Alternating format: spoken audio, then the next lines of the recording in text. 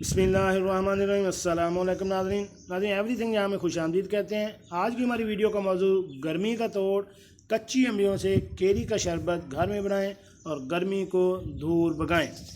तो शुरू करते हैं आज की वीडियो। अम्बियाँ यानी नाज़रीन, अम्बियों के बारे में आप जानते हैं, आम एक फुल पक तैयार हो चुका होता है और एक पकने के करीब होता है, लेकिन एक दरमियाने दर्जे का होता है कि ना वो अभी कच्चा होता है और ना पक्का होता है, यानी वो दरमियाने साइज में होता है, उनको अम्बियाँ कहते हैं।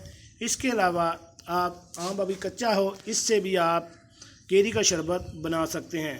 तो केरी का शरबत बनाने का तरीका क्या है कि हर मौसम के ख़तरात से बचाव के लिए अल्लाह ताला पहले ही इसका हल दे देते हैं, बस इसे तलाश करने की ज़रूरत होती है। बिल्कुल इसी तरह गर्मियों में आने वाले केरी गर्मी दूर करने का बेहतरीन ज़रिया है। गर्मी की शिद्दत में केरी का शरबत बेइंतहा मुफीद है।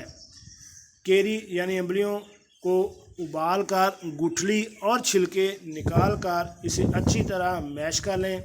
गिलास में पहले बर्फ़, इसके बाद आधा गिलास झैल में दिया गया मसाला और केरी का पल्प और ठंडा पानी डालकर इंजॉय करें। अगर थोड़ी चीनी शामिल करना चाहें तो कर लें।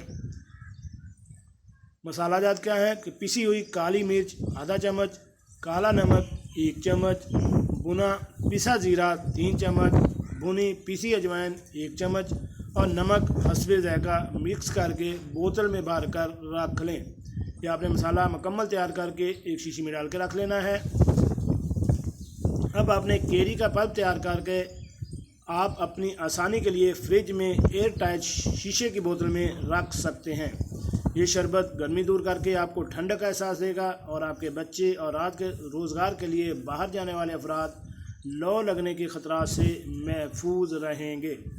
यानी मसाले अलग से तैयार कर रख लें और अम्बियाँ बाल कर उसके छिलका और गुठली निकाल कर उसको भी आप मैश करके अलग बोतल में डाल लें। दिए गए तरीके के मुताबिक जैसे ही आप बाहर से आते हैं तो केरी का शरबत पानी ठंडा और मसाला जार डाल के आप इसको मिक्स करके पिएं और गर्मी को दूर भगाएं। मिलते हैं नई वीडियो के साथ। अस्सलाम वालेकुम।